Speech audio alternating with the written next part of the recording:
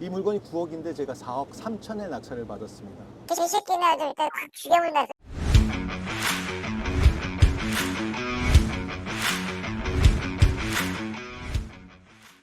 예, 안녕하세요. 행꿈사에서 앞으로 월세 부자반을 강의를 리딩하게 될 지은이라고 합니다. 오늘 제가 소개해드릴 물건은 제가 낙찰을 받아서 지금 현재 횟집이 들어와서 임대를 받고 있고요. 그리고 매물로 내놓은 물건을 여러분들께 한번 브리핑을 하면서 이런 물건도 있고 얼마에 낙찰을 받았는지, 중간에 어떤 문제점이 있어서 어떻게 해결을 했는지, 그리고 지금 얼마에 매물 등록을 해가지고 앞으로 예상 수익은 어떻게 되는지 전체적으로 한번 말씀을 드리겠습니다. 앞으로 이런 물건들 포함해서요, 뭐 다가구 물건이라든지 아니면은 상가 물건, 그리고 오피스텔 월세 받을 수 있는 오피스텔 그런 물건들을 받으면서 저도 이제 같이 참여를 할 거고요. 그런 물건들을 받아서 실질적으로 월세 세팅을 해서 현금 흐름을 만들 수 있는 그런 과정들을 같이 공유를 하고, 이론보다는 실전을 위주로 해서 여러분들과 같이 강의를 아주 즐겁게, 세상에서 제일 재밌는 것들이 돈 버는 게 제일 즐겁고 재밌는 일들이니까요. 경험을 나누면서 즐겁게 그리고 강의를 그렇게 해보도록 하겠습니다. 바로 이제 나가서 제가 받은 물건 한번 실질적으로 보시고요. 추가로 설명을 드리도록 하겠습니다. 물건지는 여기인데요. 이 물건은 제가 신탁공매로 낙찰을 받았습니다. 신탁공매 굉장히 생소하죠? 사무장님은 잘 아실 텐데.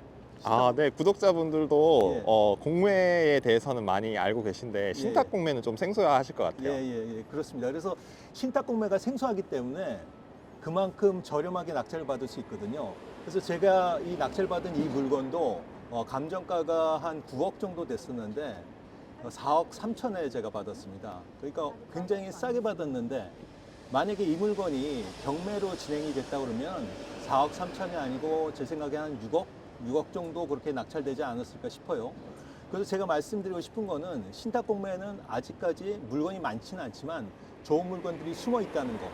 그래서 이 물건을 그 가격에 받았는데요. 이 물건을 받았을 때 이 물건의 주인은 이 건물을 지은 클래시아 아파트거든요. 클래시아 아파트인데 클래시아 아파트를 지은 시행사죠. 시행사 회사의 물건으로 돼 있었습니다. 그래서 이 물건을 이 건물을 지을 때 전체를 다 분양을 하려고 했었는데 분양이 안 된 물건이 하나가 남아 있던 게 이 101호 물건입니다. 그래서 102호 물건이 투다리가 있고요. 103호 물건에 저기 게임 게임 인형 뽑기 하는 거기가 103호거든요. 그래서 102호, 103호는 일반 분양이 됐었습니다. 그래서 제가 이 물건의 시세를 파악을 할 때도 102호의 월세 수준도 다 파악을 했고 103호의 월세 수준을 파악을 했었는데요. 제가 낙찰 받았을 당시 단독으로 받았습니다. 그래서 단독 이렇게 이 대로변이고, 그리고 상가가 아주 전면도 좋고 안에가 길쭉하고 그리고 개별 화장실도 다 있거든요. 그런 물건을 단독으로 받았는데, 그때 당시 이제 금리가 높았고 그리고 신탁공매로 나왔었고 그리고 임차인이 있어가지고 명도가 필요했습니다. 그런 요소들 때문에 제가 좀 저렴하게 낙찰받을 수 있는 그런 이유가 될 수도 있어요. 사무장님, 여기 물건이 3개가 있어요. 근데 101호하고 102호는 일반 분양이 됐는데 여기는 인형 뽑기집을 하고 있거든요. 옛날에 인형 뽑기집이 많이 있다가 요즘에 또 다시 늘어나는 추세예요. 근데 전에는 현금밖에 안 됐는데 요즘엔 뭐 카드도 결제가 되니까 인형 뽑기집이 많이 있습니다. 그래서 상가를 낙찰받아서 이런 아이템을 집어넣는 것도 하나의 방법 같은데 여기는 일반 분양으로 됐습니다. 이 물건 한번 가보시죠. 그래서 밖에도 이렇게 인형 뽑기 기기가 있고, 여기는 이제 주상복합이기 때문에 아파트가 2층서부터는 아파트가 있고 14층까지, 우리 1층은 상가가 이제 3개 상가가 있습니다.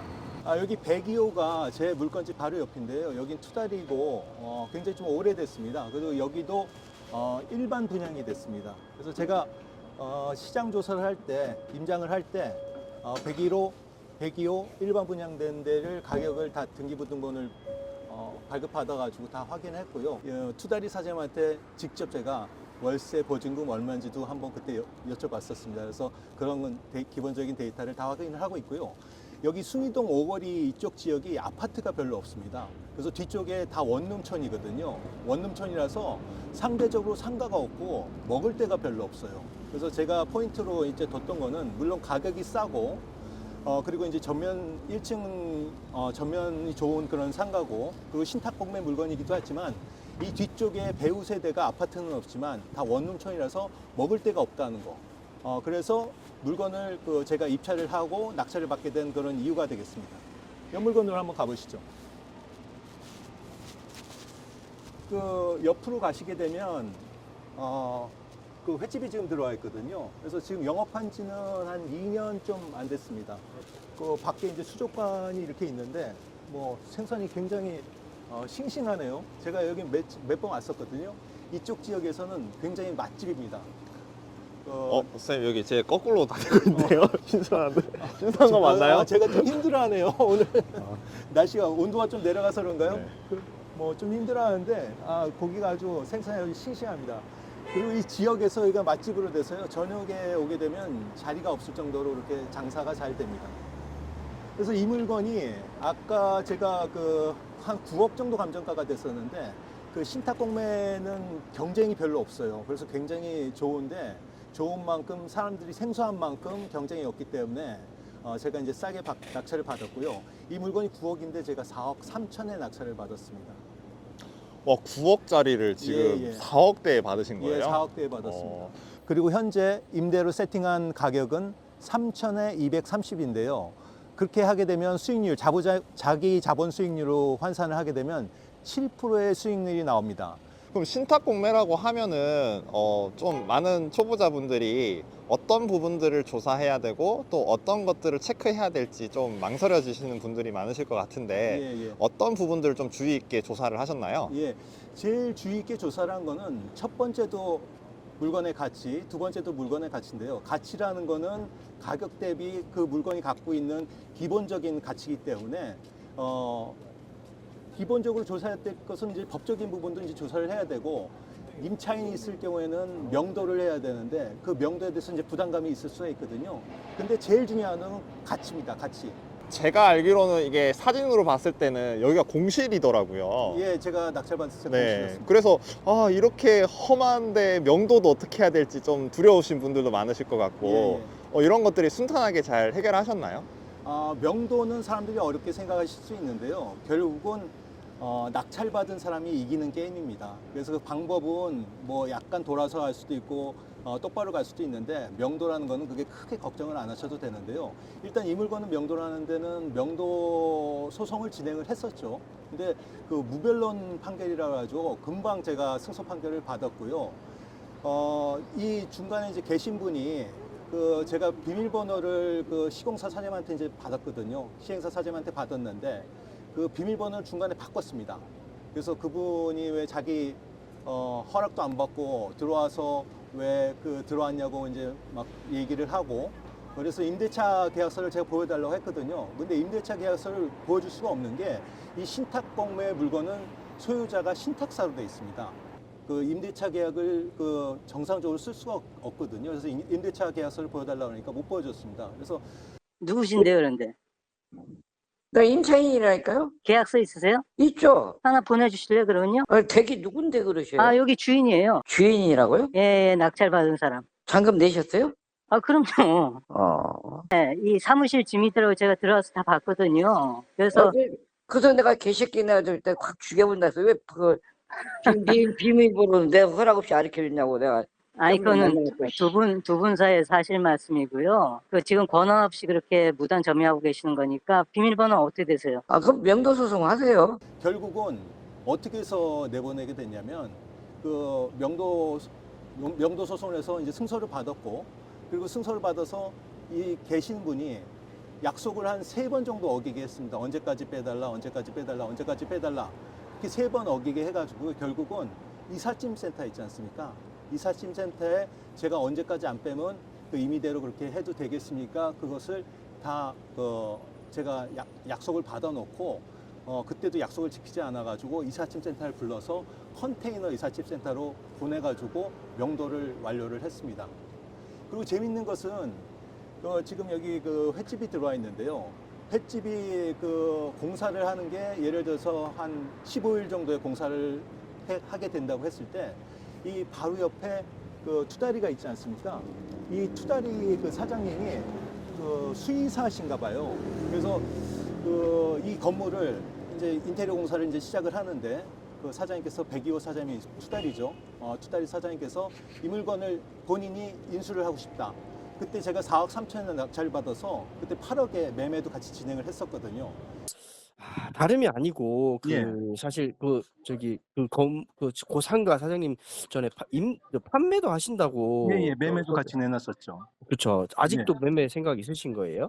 그렇죠. 아, 그래요? 예, 예. 그러면은 저는 이제 제가 거기 들어가서 뭐 가게를 하나 하고 싶어가지고 가게를 알아보고 있었거든요, 사실은. 아, 투다리를 갖고 계신데 옆에서 네. 직접 하신다고요? 네. 예, 예, 예. 그렇게 되면은 그 횟집 계약하신 분은 어떻게 그것 때문에 안 되려나? 그죠? 아, 지금은 안 되죠. 계약을 하셨으니까. 예, 그러면은 그냥 제가 한번 생각을 해봤어요. 그래서 예, 예. 보통 그런 임대 계약을 하면은 예. 계약금을 10%를 지불을 하잖아요, 보통. 예, 예.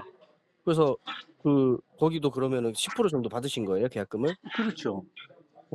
그러면은 10%면 얼마나 되죠, 그게? 아, 배액 배상하고 직접 하시려고 그러시는 건가요? 그렇죠. 만약에 가능하다면은 그럴 수도 있지 않을까 생각을 해봤었어요. 아, 그건 어허. 이 법인으로 받았거든요. 법인은 또 양도소득세 장점이 있는 거 사무장님도 잘 아시죠? 네. 그래서 제가 그때 만약에 매도를 했으면 7억 8천 정도에 제가 매도를 하려고 했었거든요. 그때 그 가격이면 한다고 하더라고요. 그래서 7억 8천이면 제가 4억 3천에 낙찰을 받았으니까 7억 8천이면 한 3억 5천 정도 남을 거예요. 3억 5천 남게 되면 순수익이 바로 한 3억 정도 생기는 그런 물건입니다. 근데 그때 당시 이제 그 임차인이 바로 인테리어 공사를 한다고 해서 그거는 제가 계약을 그렇게 안 했었고요. 아무튼 그런 에피소드도 있었습니다. 그래서 현재 그렇게 임대를 놓고 있고요. 제가 이거를 지금 부동산에 내놨습니다. 두 군데다 내놨는데 8억에 내놨습니다. 8억에 내놨는데 만약에 8억에 매도를 하게 되면 8억이나 뭐 8억에도 이제 매도가 될 것 같은데 상가 같은 경우에는 수익률에 따라서 그 상가의 가격이 결정이 되기 때문에 지금같이 금리가 좀 높을 때는 그 가격이 좋은 가격을 받기가 좀 힘듭니다. 근데 지금 금리가 계속 그 떨어지는 추세이기 때문에 제가 이제 8억에 내놨는데 8억 정도면 거래가 될 것 같고요. 8억에 그 거래가 되게 되면 한 7억, 한 2천 정도 깎아서 하게 되면 아까 말씀드린 그대로 수익률이 똑같이 나올 거예요. 그 3억 5천 수익이 나오게 되면 순수익 3억 5천이 나오게 되면 법인 그 양도 차액에 대한 세금으로 한 5천만 원 세금을 공제하게 되면 3억 정도가 남죠. 근데 이 물건 같은 경우는 제가 낙찰을 받을 당시에 그 대출을 받지 않았거든요. 그래서 아무튼 뭐 대출을 받게 되면 한 90% 이상은 대출이 나왔을 것 같고 그러면은 그 4천만 원에다가 그 소유권 이전하는데 비용 한 6천 들면은 보증금 3천 회수를 하게 되면 실투자금 한 3천 정도 해가지고 그 230 받아서 은행이자 감당을 하고 어느 정도 남겠죠.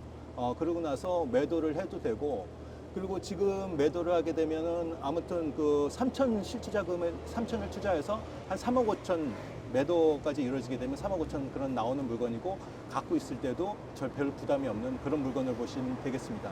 그래서 이번에는 이 부동산에 한번 가가지고 제가 내놓은 가격 8억에 대해서 그 가격이 이제 적당한지 그리고 지금 현재 분위기는 어떤지 그 얘기를 한번 들어보도록 하겠습니다. 안녕하세요, 사장님. 그 투자 개념은 요즘은 아파트나 주택에 대한 투자는 좀 많이 약해졌잖아요.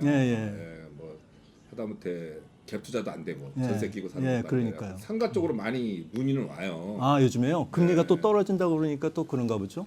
그것도 있지만 이제 뭐 자본이 있는 현찰 가진 분들은 그 이제 노후 대책으로 아, 그렇죠. 상가가 안전하고 깔끔해요. 그리고 투자는. 주택은 진짜 그거는 마지막에 가는 거고 상가는 일단은 월세만 주면 임대만 주면 끝나요. 예, 맞아요. 예. 신자가 바뀌든 뭘 바뀌든 예.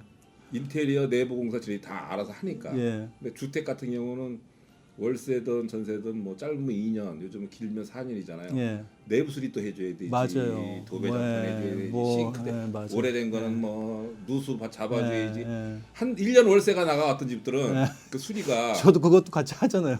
그러세요? 경기가 안 좋다고 그러는데 보통 경기가 좋을 때하고 안 좋을 때하고 이제 매매가가 차이가 나지 않겠습니까? 수익률하고 네. 상관 이제 수익률이니까 요즘 같은 경우는 수익률 몇 프로의 뭐 거래가 되고 그런 것들 좀 말씀해 주실 수 있나요?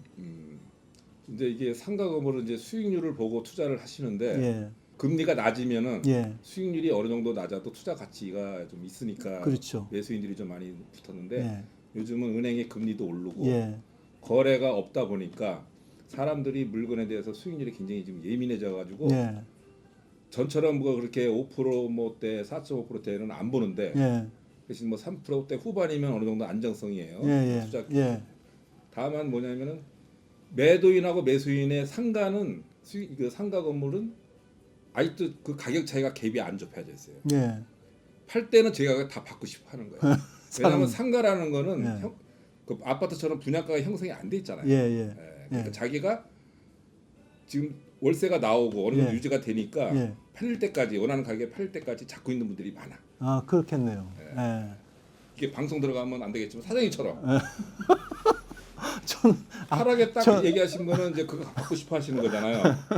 근데 월세는 나와. 예. 안 팔리면 말아. 월세 나오니까. 그런 분들이 많다는 얘기야. 그 또 그럴 수 있겠네요. 네, 그건. 맞아요. 예. 예. 왜냐하면 은행 이자 내고도 예. 내가 어느 정도 수익률을 갖고 있고 경기가 좋아지고 부동산 가격이 좀 반등이 되면은 그때는 더 받으면 되지. 예. 그렇게 생각하기 때문에 매도인과 매수인 사이의 그 가격 격차는 많이 안 떨어져요. 예. 상가 건물은. 예.